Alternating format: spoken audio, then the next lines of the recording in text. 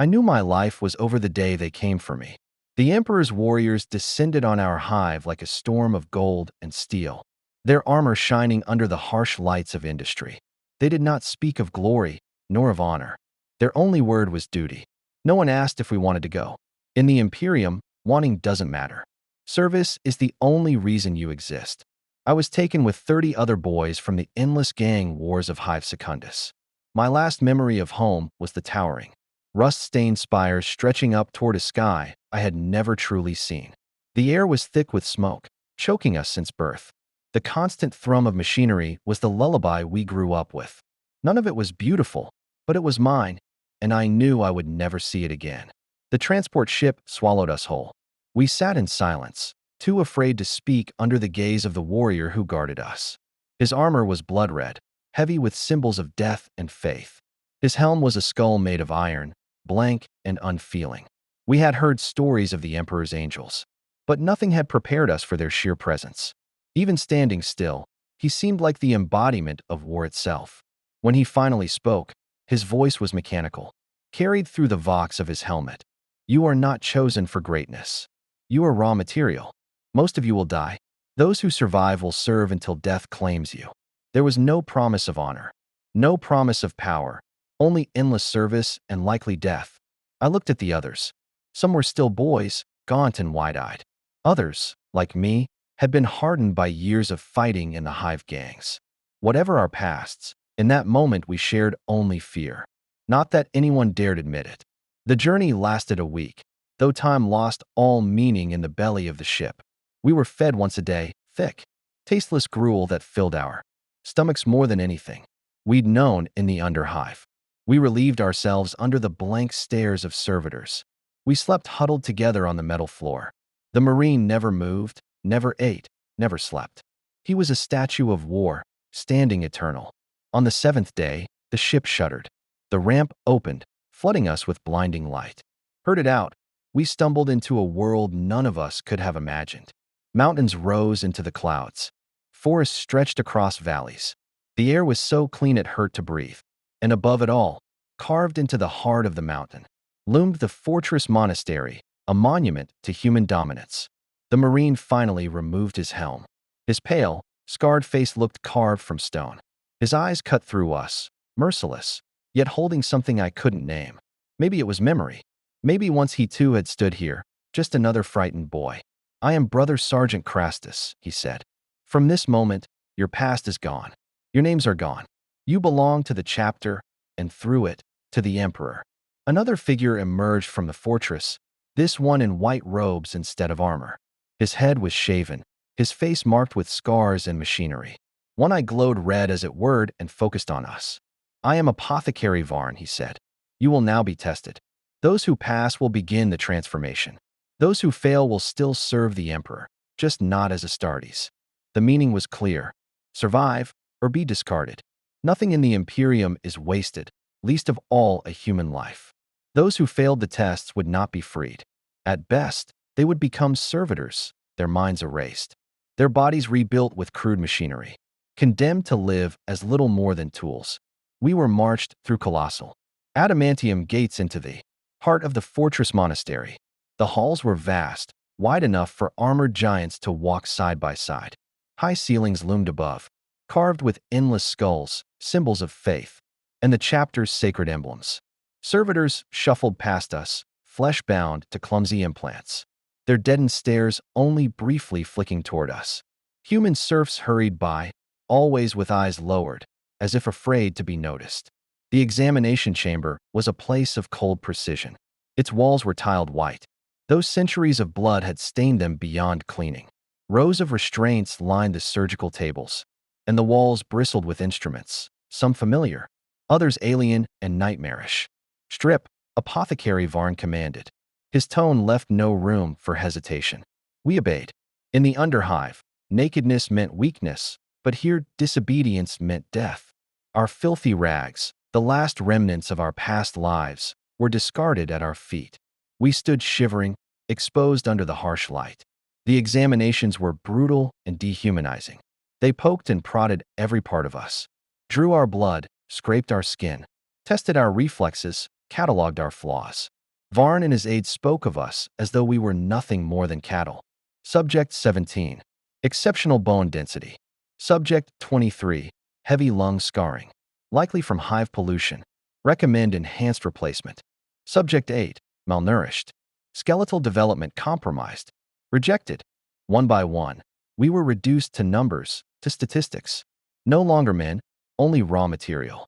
3 boys were pulled aside, unfit for the process. Their faces showed a mix of relief and shame. They thought their lives had been spared. I never saw them again. When it was done, we were issued identical gray robes and led to a dormitory.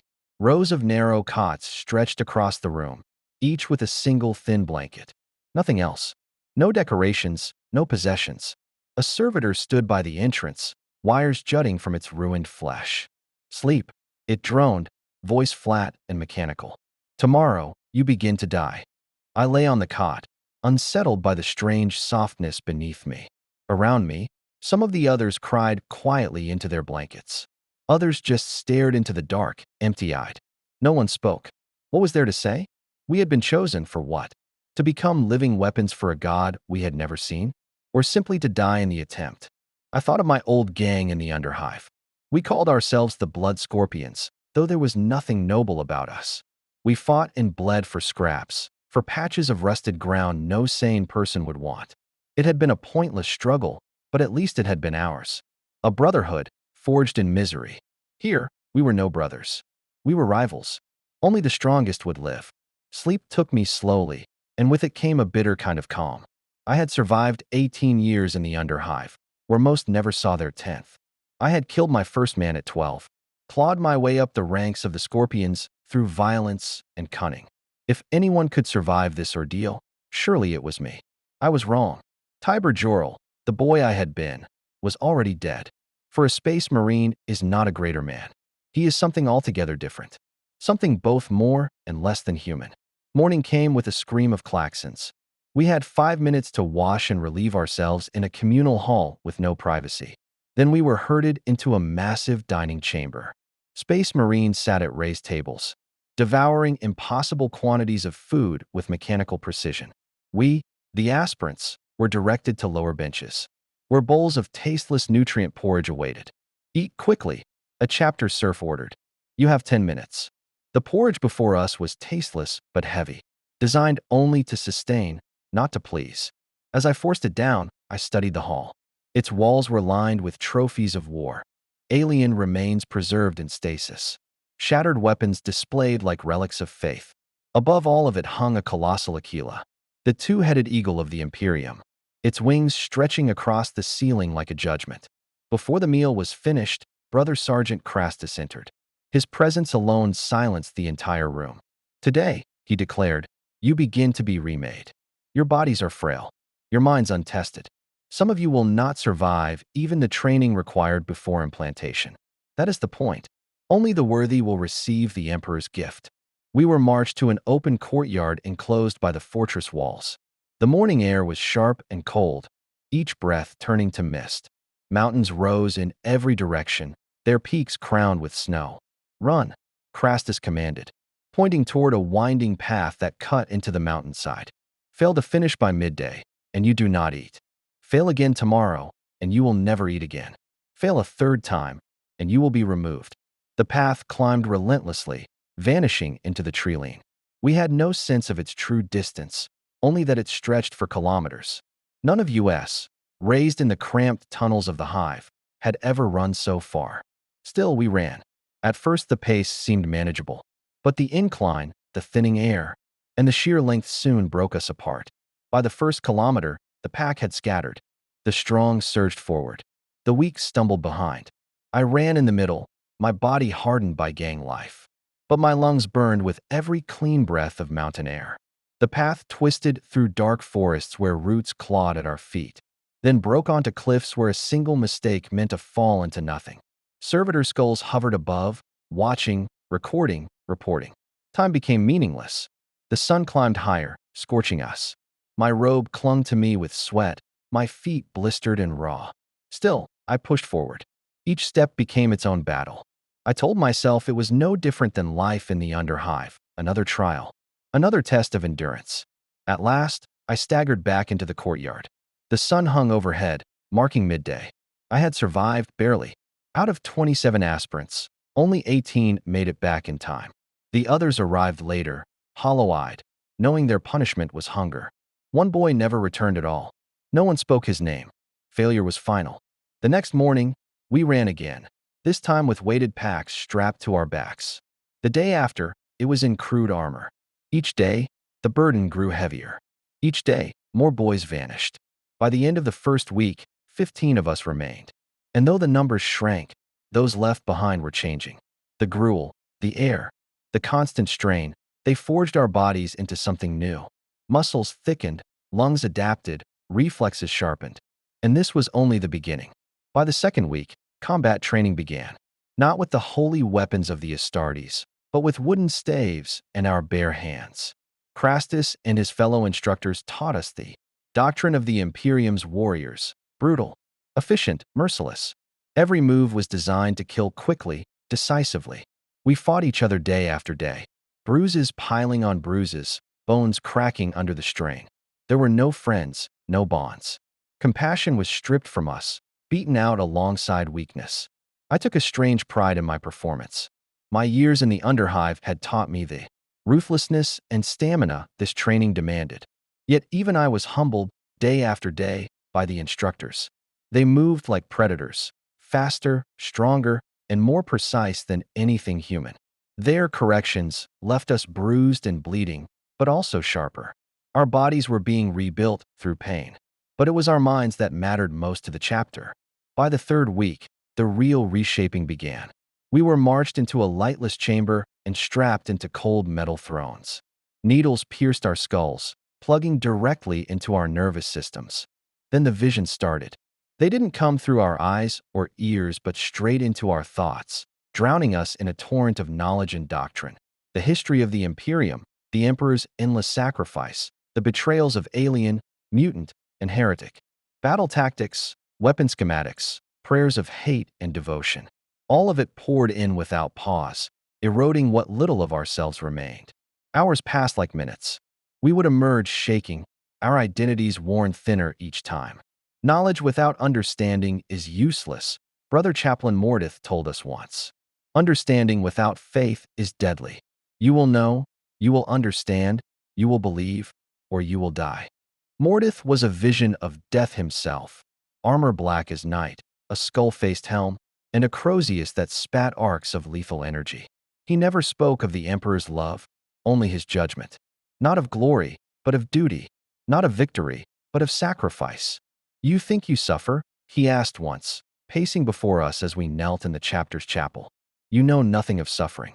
The Emperor sits upon the golden throne, his body withered and rotting, sustained by the sacrifice of 1,000 souls each day. For 10,000 years he has endured that torment without pause, without relief. And you think your pain matters? By the end of the first month, only 10 of us remained. We were no longer simply human, but not yet what the chapter intended us to be. Our bodies had hardened, our minds were filled with imperial truth, our spirits hammered into shape. We were ready for the next stage.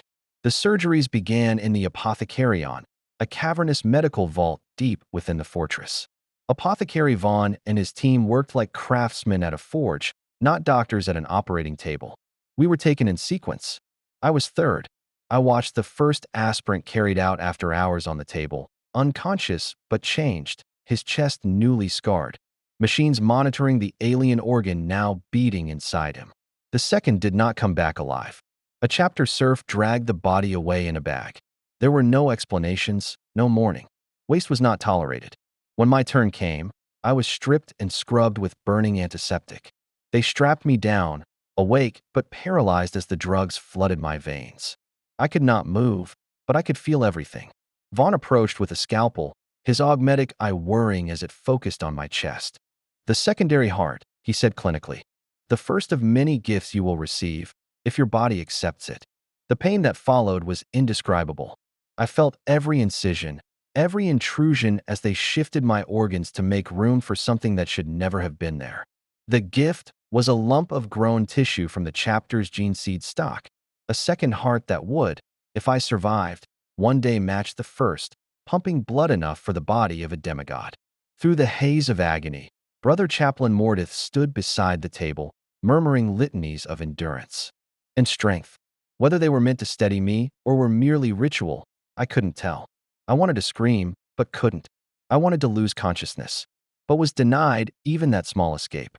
When it was finally over, they wheeled me into recovery, where another survivor lay. Our eyes met, and in his gaze, I recognized the same thing.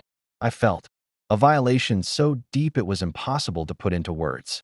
We had been promised that our bodies would be remade. Only now did I truly understand. To build something new, we first had to be broken. Recovery stretched into weeks. My second heart slowly began to fuse with my body, fighting me every step of the way. The pain never really ended. It only shifted, moving from one place to another as my system learned to tolerate the alien organ. Blood was drawn daily, treatments adjusted, drugs pumped in. I existed in a half-conscious blur, floating between agony and exhaustion. Once the heart had taken hold, the next stage began. They implanted the osmodula at the base of my skull, and soon my very bones started to change.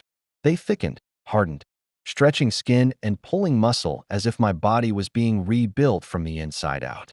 The sensation was unbearable, like growing pains magnified to a grotesque scale. The new organs came in sequence. The Biscopia boosted muscle growth until my frame swelled beyond anything natural. The hemostamin rewired my blood chemistry, making me heal faster and carry more oxygen. The Laraman's organ sat beside my heart, flooding me with cells that sealed wounds almost instantly. Each implantation was followed by fresh weeks of torment. The training adjusted to test whatever enhancements had taken root. We grew taller, stronger, faster. Our senses sharpened. Our reflexes became frightening. With each procedure, we moved further from being human and closer to what the chapter desired. Something greater, something other. Not all of us survived the process. 2 aspirants died when their bodies rejected the catalepsian node, the device that allowed us to rest half our brains while the other half stayed awake. Another was crippled when the Preomna implant, designed to neutralize poisons, failed catastrophically. He was carried away, not to glory but to servitude, perhaps as a menial worker, more likely as a mindless servitor. Meanwhile, the regimen only grew harsher. Physical training pushed our new bodies to their limits, while combat drills now included real weapons scaled to our growing size. The indoctrination deepened, filling our minds with the chapter's tactics, rituals, and the endless details of maintaining war gear. It wasn't just training anymore, it was programming. Our thoughts were reshaped, not erased, but channeled into strategy, obedience, and war. By the 6th month, only 5 of us remained out of the 30 who had started.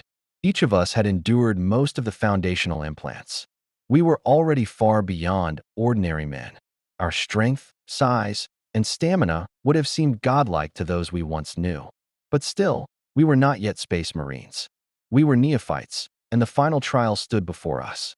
That trial would be fire. We were taken to a death world, 50 light years from the chapter's fortress. A strike cruiser carried us there, each sealed into an individual drop pod. In the ship's armory, Brother Sergeant Crastus addressed us as our new scout armor was fitted for the first time. The black carapace beneath our skin linked with the armor, making man and machine one. "You will be deployed alone," he told us, checking the seals on my chest plate. "Each of you has a designated extraction point 50 kilometers from where you land. You have 3 days to reach it." The chapter's instructions had been brutally clear. The planet teemed with hostile life. Survival was not the only measure of success. Crastus's briefing still echoed in my head. This is not merely a survival exercise. It is reconnaissance. The chapter requires data. Our weapons were meager: a bolt pistol with 3 magazines, a combat blade, and a slate with only the most basic navigation functions. The weight of the pistol felt reassuring in my hand, yet I knew that 3 magazines meant only 72 bolts. A finite number. Death would not run out of teeth so easily. The drop pod was a coffin of steel and gel. As the door sealed shut, the silence was suffocating. In the hive, there had always been the press of bodies. In the fortress monastery, the chapter's presence was constant. But here, bound in metal and about to be hurled at a hostile world, I felt isolation as sharp and absolute as a blade. The descent was violence incarnate. G-forces slammed against my reinforced bones. The pod shuddered and screamed as it burned through atmosphere, the interior heating until every breath scalded. Then the crash, brutal, bone-jarring, followed by the surge of cushioning gel that filled the compartment, keeping me alive where an ordinary man would have been pulped. For long moments I floated in it, my modified lungs dragging air from the oxygenated fluid. Then came the explosive bolts. The pod burst open, the gel draining away, and I staggered onto alien soil for the first time in my life. The world that greeted me was savage. Colossal trees loomed, their blackened trunks vanishing into a canopy that choked the light of a cold, blue-white sun. The air was heavy, wet, and stank of rot. Alien cries and insectal clicks echoed from every direction, the constant churn of things feeding and being fed upon. Training took over. I checked my gear methodically, holstering the pistol, sheathing the knife, ensuring the slate was operational. The coordinates glowed back at me. Extraction, 48 kilometers distant. 3 days. 16 kilometers per day, across a world that wanted me dead. A human would have no chance. But I was no longer human. I set off at a loping stride, the ground vanishing beneath me as my altered muscles and twin hearts carried me forward. Even in armor, I could maintain this pace for hours. Still, the world did not wait long to test me. The first predator struck 3 hours into my march. It came from the underbrush in a blur of muscle and scales. A quadruped that was also somehow a hexapod. Its body caught in the grip of evolutionary indecision. Its jaws opened wide enough to take my leg whole. But my reflexes, sharpened by months of drills and gene-forged nerves, moved faster. The combat knife punched into its throat before it could close its maw. Black ichor erupted, hissing and bubbling against my armor. The beast convulsed, then collapsed in the mud. I stood over it, listening to the forest go quiet around me, then resumed breathing in time with my hearts. Training demanded more than survival. I drew the data slate and began recording. Body structure, hide resilience, acidic blood, a resource for the chapter, or a danger to be purged. This was the true test, not just to live, but to serve, even alone, even on a world that wanted nothing but my death. And the forest was already closing in again.